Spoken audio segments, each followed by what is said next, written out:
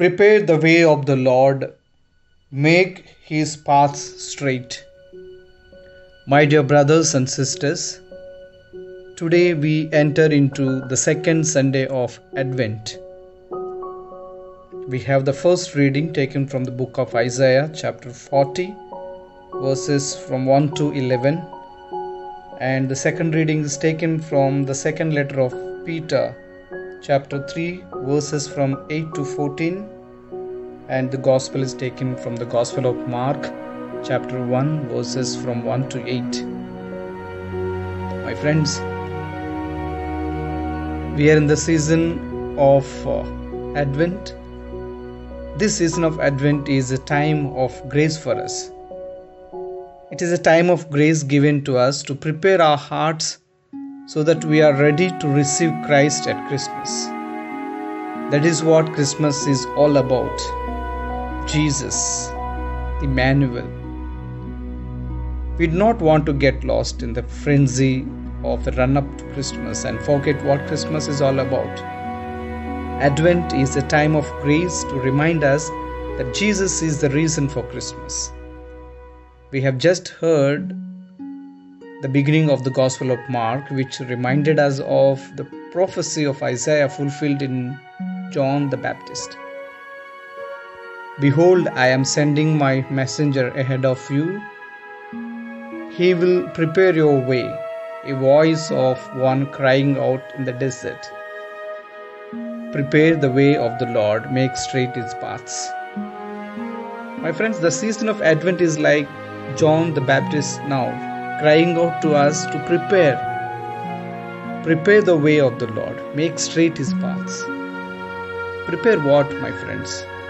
The focus of the first half of the Advent each year is preparing for the second coming of Jesus. The church longs for the second coming of Jesus because it will be Christ's victory over all evil and Christ's triumph in the world. We do not believe in a millennium or reign of Christ on earth for 1000 years as others do. We believe such thinking is a misunderstanding or misinterpretation of the book of Revelation, chapter 20 we read. Instead, we believe the millennium or 1000 years of the book of Revelation is a metaphor referring to the entire span of the church between Christ's two comings. The time from Christ's first coming as a baby at Bethlehem to his second coming as judge at the end of time. My friends, the Catechism of the Catholic Church, chapter 676 says, it is a deception of the Antichrist every time the claim is made to realize within history that messianic hope which can only be realized beyond history through the eschatological judgment. My friends, while we do not believe in a 1000-year reign of Christ on earth, we certainly believe Christ will come again and want to do all we can to bring about Christ's kingdom here. In two of the Eucharistic acclamations, we profess our faith in Jesus' second coming. We proclaim your death, O Lord, and profess your resurrection until you come again. My friends, in the creed which we profess every Sunday, we proclaim, He will come again in glory to judge the living and the dead, and His kingdom will have no end. My friends, the early part of the Advent every year encourages us to reflect on the second coming of Jesus and to long for it, because then Christ will triumph and all evil will be destroyed and God's plans will finally be accomplished. We have been waiting 2000 years for Jesus' second coming, but the second reading reminds us that for God that is only like days, because time for us is every different to time in eternity. With the Lord, one day is like 1000 years and 1000 years like one day. 2 Peter chapter 3 verse 8.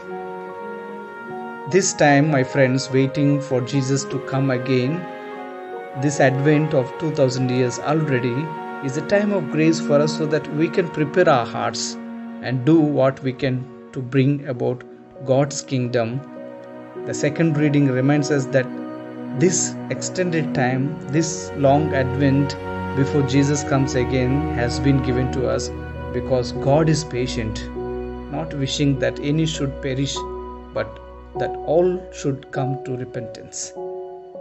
What is to be our attitude as we wait, my friends? That second reading advises us to be conducting yourselves in holiness and devotion, waiting for and hastening the coming of the day of God. And the reading concluded, therefore, beloved, since you await these things, be eager to be found without spot or blemish before Him at peace.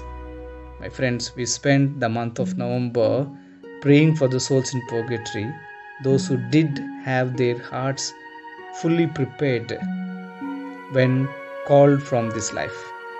During this Advent, let us prepare our hearts for Christ by turning away from sin and evil and giving ourselves completely to God, so that when Christ comes or when we are called from this life, we are ready and prepared.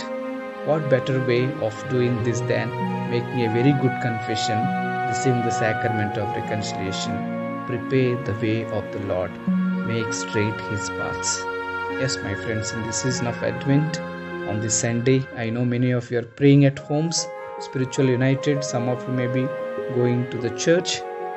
If it's possible, make confession, make straight your paths, prepare the way for the Lord, so that this Christmas we may be able to celebrate with full enthusiasm and full energy with our family members. May God bless you and your family members. In the name of the Father, and of the Son, and of the Holy Spirit. Amen.